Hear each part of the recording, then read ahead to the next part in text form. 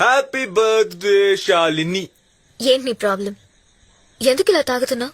My life full damage. Raghuvaran failure. ఏమైంది? మా అమ్మ ఒక్కటిచ్చింది పెళ్ళుమని. నా తప్పే లేదు. అమ్మ, నాన్న, ఓ తమ్ముడు ముగ్గురు కలిసి నన్ను వెలేశారు. ఎందుకు ఇలా మాట్లాడుతున్నావు?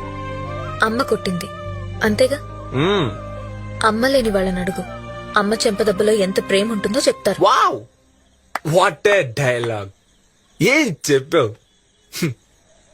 మా ఇంట్లో నువ్వు ఉంటే తెలిసేది. ప్రతి దానికి కంపారిజన్. వాడు ఉద్యోగం చేస్తున్నాడు, నువ్వు ఉద్యోగం చేయట్లేదు. వాడు సంపాదిస్తున్నాడు, నువ్వు సంపాదించట్లేదు. వాడు కారు కొన్నాడు, నువ్వు కారు బొమ్మ కూడా కొనలేవు.